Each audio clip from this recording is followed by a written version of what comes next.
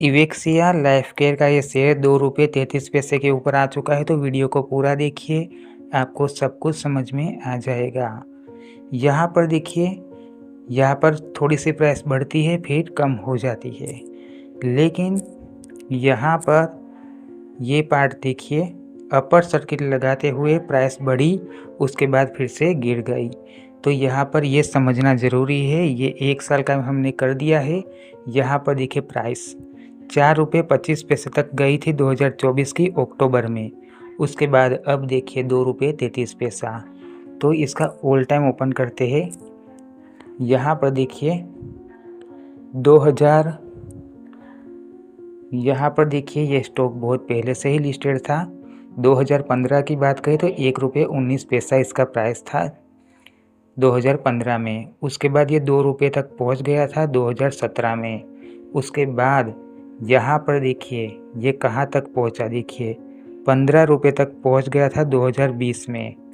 बहुत तेज़ी से प्राइस बढ़ी, अपर सर्किट भी लगे होंगे, लेकिन उसके बाद क्या हुआ, बहुत तेज़ी से प्राइस गिर गई और उसके बाद ये पेनी स्टॉक बन चुका। तो ऐसे पेनी स्टॉक के अंदर इन्वेस्ट करोगे तो आपका पैसा भी लॉस में जाएगा, क्योंकि किसी ने यहाँ पर ₹10 पर बाय किया होगा, वो तो अभी लॉस में ही होगा और लॉस में वो सेल शायद कर चुका हो या ना कर चुका हो, लेकिन उसको लॉस हो ही गया समझिए। क्योंकि प्राइस बढ़ती है तब रिटेल के नए इन्वेस्टर्स को लगता है कि ये स्टॉक मल्टी बैगर रिटर्न देगा, रॉकेट की तरह उसकी प्राइस बढ़ रही है, लेकिन गिरेगी किसी दिन तो बहुत तेज़ी से प्राइस गिरेगी लोअर सर्किट लगाते हुए। आपके पोर्टफोलियो में शेयर दिखेगा, लेकिन सेल का बटन दबाओगे तो सेल नहीं होगा, ये बात समझिए। क्योंकि ये पंपिंग डंप भी हो सकता है, क्योंकि इतनी तेज़ी से प्राइस बढ़ी, उसके बाद बहुत तेज़ी से प्राइस गिर गई। अगर प्राइस बढ़नी होती तो धीरे धीरे प्राइस बढ़ती इस तरीके से, लेकिन बहुत तेज़ी से प्राइस ऊपर की ओर जाती है, बहुत तेज़ी से नीचे की ओर आती है। समझिए ये पंपिंग डंप भी हो सकता है जो ऑपरेटर्स करते हैं। अब ऑपरेटर्स कौन है, जिसके पास 500 करोड़ या 1000 करोड़ है, वो ऑपरेटर्स होते हैं, क्योंकि वो शेयर मार्केट के अंदर इन्वेस्ट करते हैं जिसकी मार्केट कैप बहुत ही कम होती है। अगर मार्केट कैप बहुत ही कम होती है, उसके अंदर ही वो लोग इन्वेस्ट करते हैं और स्टॉक को भगाते हैं। कैसे? करोड़ों का इन्वेस्टमेंट पहले ही कर देते हैं जब स्टॉक की प्राइस बहुत कम हो। उसके बाद हर रोज़ वो लाखों की क्वांटिटी में बाइंग करते हैं, तो अपर सर्किट लगता है, क्योंकि डिमांड बढ़ती है स्टॉक की तो प्राइस तो बढ़ेगी ही।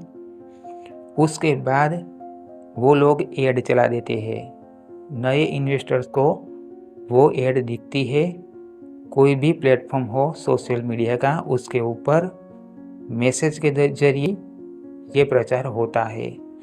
उसके बाद जो नए इन्वेस्टर है उनको लगता है जो स्टॉक ₹1 का था वो आज तो ₹5 का हो गया, कल वो ₹10 का भी हो सकता है। ऐसा सोच के नए इन्वेस्टर उनके अंदर अपना सारा पैसा लगा भी देते हैं कुछ लोग तो।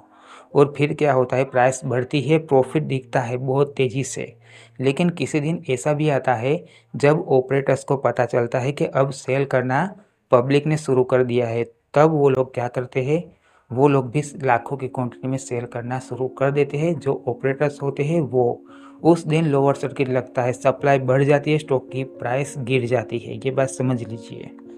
अब इसका फंडामेंटल को एनालाइज करें तो 443 करोड़ इसकी मार्केट कैप है, तो ये मार्केट कैप के हिसाब से नेगेटिव, क्योंकि यहाँ पर पहले ही बहुत प्राइस बढ़ चुकी फिर गिर चुकी है, तो इसके ऊपर भरोसा नहीं किया जा सकता। पी रेशियो नेगेटिव है, इस कंपनी के ऊपर डेब्ट भी है, एक पेनी स्टॉक के हिसाब से डेब्ट है इस कंपनी के ऊपर, वो नेगेटिव है। तो देखिए इसका आरओई, ये कंपनी का आरओई 0.20% है, मतलब कि ये भी बहुत ही कम है, मतलब कि एक नेगेटिव पॉइंट है ये। और इसका ईपीएस बिल्कुल ही जीरो है, मतलब कि बाय करोगे, एक शेयर बाय करोगे तो भी कोई अच्छा प्रॉफिट यहाँ से नहीं हो सकता। इतना ही नहीं, यहाँ पर इसकी फेस वैल्यू ₹1 है। इसका पूरा फंडामेंटल नेगेटिव में है, तो यहाँ पर इन्वेस्ट करोगे तो लॉस हो सकता है। अब यहाँ पर देखिए क्वार्टरली रेवेन्यू काफ़ी अच्छा जनरेट किया है, लेकिन प्रॉफिट की बात करें एक क्वार्टरली तो यहाँ पर देखिए दिसंबर 2024 में 12 लाख का प्रॉफिट और मार्च 2025 में 31 लाख का प्रॉफिट। तो यहाँ पर ये इसका फाइनेंशियल भी नेगेटिव में ही है। अब एक साल का कर देते हैं तो देखिए यहाँ पर रेवेन्यू काफ़ी अच्छा ही जनरेट किया है, 71 करोड़ का 2023 में और 57 करोड़ का 2024 में रेवेन्यू जनरेट किया था।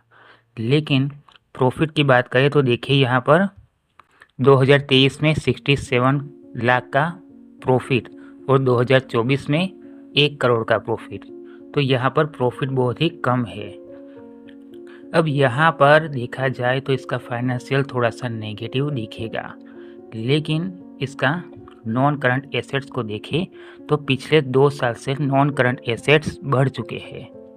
मतलब कि यहाँ देखिए 57 करोड़ 2022 में इनके पास नॉन करंट एसेट्स थे, लेकिन 2023 के बाद 700 करोड़ से भी ऊपर हो चुके हैं। लेकिन ये पॉइंट इसका नेगेटिव नहीं है। इसका नेगेटिव जो पॉइंट है वो यहाँ पर शेयर होल्डिंग पैटर्न के अंदर है। 1 साल पहले की बात है, 1 साल पहले प्रमोटर्स की होल्डिंग यहाँ पर 9% थी और रिटेल की 90% थी। ये बात समझिए, उस टाइम यहाँ पर थोड़ा सा म्यूचुअल फंड का और थोड़ा सा DII का इन्वेस्टमेंट था। लेकिन 1 साल के बाद प्रमोटर्स की होल्डिंग देखिए कितनी है, सिर्फ 3%, 9% से 3% हो चुकी और जो रिटेल की 90% थी वो 96% हो चुकी। मतलब कि रिटेल की होल्डिंग यहाँ पर बढ़ चुकी है और ये सब है प्रमोटर्स की होल्डिंग कम हो गई है। FII की भी कम हो चुकी, DII की भी बहुत ही कम हो चुकी है और म्यूचुअल फंड की भी। मतलब कि इन्होंने यहाँ से अपना प्रॉफिट बुक कर लिया, अपना पैसा निकाल लिया। लेकिन अब जिनके हाथ में पूरी होल्डिंग है वो सिर्फ पब्लिक की है, तो यहाँ पर लॉस होगा तो भी पब्लिक को ही लॉस होगा। तो ये सबसे बड़ा इसका नेगेटिव पॉइंट है। फिर भी यहाँ पर इन्वेस्ट करना है तो अपने रिस्क पर कर सकते हैं। लगता नहीं है कि इसके अंदर इन्वेस्ट करना योग्य है, क्योंकि यहाँ पर देखिए बहुत तेज़ी से प्राइस बढ़ी फिर गिर गई। तो ये पंपिंग डंप भी हो सकता है। अगर ज़्यादा रिटेल की होल्डिंग 90% से भी ज़्यादा है तो उसके अंदर ऑपरेटर्स पंपिंग डंप का खेल भी कर सकते हैं। आपको लगेगा कि यहाँ पर तो अपर सर्किट हर दिन लग रहा है, प्राइस बढ़ रही है, फिर से ये प्राइस बढ़ेगी, लेकिन ऐसा कुछ नहीं है। कोई दिन ऐसा भी आएगा जब ऑपरेटर्स को पता चलेगा कि अब जो रिटेल के इन्वेस्टर है वो सेल करना शुरू कर चुके हैं, तो फिर ऑपरेटर्स भी सेल करना शुरू कर देंगे, तो लोअर सर्किट लग जाएगा और आपका पैसा फंस जाएगा, लोअर सर्किट में सेल ही नहीं कर पाओगे। तो यहाँ पर एक रिस्क ये भी है। फिर भी अगर यहाँ पर इन्वेस्ट करना है तो अपने रिस्क पर कर सकते हैं। ये वीडियो एजुकेशन पर्पस के लिए है, जो सही इन्फॉर्मेशन थी वो मैंने आपको बताई है।